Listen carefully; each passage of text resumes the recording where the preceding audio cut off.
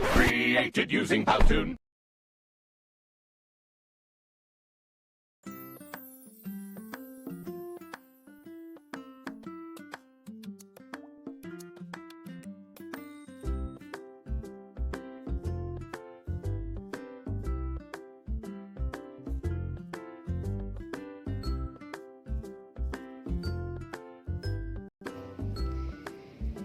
Bismillahirrahmanirrahim. Assalamualaikum warahmatullahi wabarakatuh. Perkenalkan, nama saya Fetiatus Zakia. Saya kuliah di Unibdu Jombang, Fakultas Agama Islam, Prodi Pendidikan Agama Islam, kelas PAI 4A. Di sini saya akan menjelaskan tentang fungsi dan juga peran sumber belajar. Yang namanya fungsi dan juga peran, mereka bukan dua kata yang sama. Mereka juga memiliki arti yang berbeda. Yang pertama kita membahas tentang fungsi. Fungsi itu berarti tujuan. Ya, jadi tujuan digunakannya sumber belajar untuk belajar itu apa? Kemudian kalau peran itu sesuatu yang digunakan untuk mencapai sebuah tujuan. Jadi fungsi dan juga peran mereka berbeda tapi sangat berkesinambungan seperti itu. Kemudian fungsi dan juga peran sumber belajar yang akan saya jelaskan yaitu ada 5. Yang pertama yaitu meningkatkan produktivitas pembelajaran. Dengan cara apa? Melalui sumber belajar, maka akan mempersingkat dan juga membantu guru untuk mengalokasikan atau mengkalkulasi sebuah materi pembelajaran yang akan disampaikan. Seperti itu.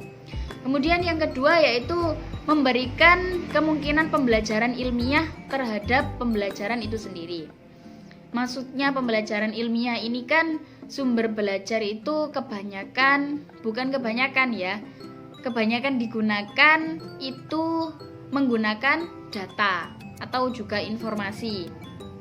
Makanya sumber belajar ini bersifat ilmiah seperti itu. Karena banyak juga terdapat teori di situ. Kemudian fungsi dan peran sumber belajar yang ketiga yaitu lebih memantapkan pembelajaran. Dengan cara apa? Dengan sumber belajar maka akan meningkatkan kemampuan sumber belajar. Contohnya kita menggunakan buku. Tetapi buku itu tidak bisa digunakan untuk satu sumber. Ketika mengajar kita tidak bisa menggunakan hanya berpacu pada buku. Kita bisa berpacu pada buku, tetapi kita harus menambah atau mencari beberapa referensi untuk kita masukkan juga, untuk kita tambahi, untuk kita menguatkan materi yang akan kita sampaikan seperti itu. Oleh karena itu informasi dan bahan yang kita sampaikan kepada peserta didik akan lebih konkret seperti itu. Fungsi dan peran sumber belajar yang keempat yaitu memungkinkan belajar secara seketika. Maksudnya seperti apa? Contoh ya, kita menggunakan sumber belajar berupa slide seumpama. Slide itu kan kita sudah memfilter beberapa, entah itu beberapa teori, beberapa contoh, agar peserta didik kita memahami sebuah materi itu secara langsung, tidak berbelit-belit atau tidak abstrak ya, jadi jelas seperti itu. Kemudian peran dan fungsi sumber belajar yang terakhir yaitu memungkinkan penyajian pembelajaran yang lebih luas dengan menyajikan informasi yang mampu menembus batas geografis. Maksudnya kita belajar tidak hanya di lingkungan sekitar kita. Contohnya seperti bahasa. Kita kan tidak perlu belajar seumpama bahasa Mandarin atau bahasa Inggris atau bahasa Arab mungkin. Kita tidak perlu belajar jauh-jauh ke Arab atau ke Inggris, tapi kita bisa cukup menggunakan kamus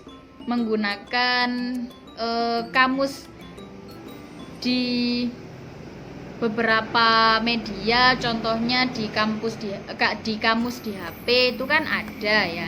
Jadi kita tidak memusingkan sebuah jarak seperti itu. Selanjutnya yaitu perlunya pemanfaatan sumber belajar. Yang pertama yaitu mencakup apa saja yang dapat digunakan untuk membantu tiap orang untuk belajar dan menampilkan kompetensinya. Yang kedua yaitu sumber belajar yang beraneka ragam di sekitar kehidupan peserta didik, baik yang didesain maupun non-desain belum dimanfaatkan secara optimal dalam pembelajaran. Yang ketiga yaitu pemanfaatan alam sekitar. Dari alam sekitar, peserta didik dapat dibimbing untuk mempelajari berbagai macam masalah kehidupan. Akan tetapi, pemanfaatan alam sekitar sebagai sumber pembelajaran sangat tergantung pada guru. Dan terakhir selanjutnya yaitu pemanfaatan sumber belajar. Guru mempunyai tanggung jawab membantu peserta didik agar belajar lebih mudah, lebih lancar, lebih terarah. Oleh sebab itu, guru dituntut untuk memiliki kemampuan khusus yang berhubungan dengan pemanfaatan sumber. Selanjutnya saya akan menjelaskan tentang kriteria pemilihan sumber belajar. Kriteria pemilihan sumber belajar yang pertama yaitu kesesuaian dengan tujuan pembelajaran. Maksudnya, tujuan pembelajaran yang akan dicapai harus secara jelas penggunaan sumber belajarnya. Yang kedua, ketersediaan sumber setempat. Artinya, bila sumber belajar yang bersangkutan tidak terdapat pada sumber-sumber yang ada, maka sebaiknya dibeli atau dirancang atau dibuat sendiri.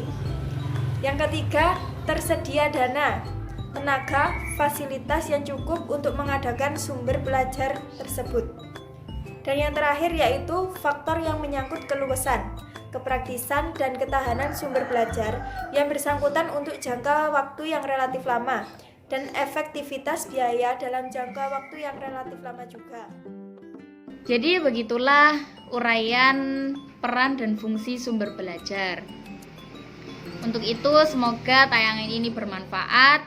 Kurang lebihnya saya mohon maaf. Wallahul muwaffiq ila aqwamit thoriq. Wassalamualaikum warahmatullahi wabarakatuh.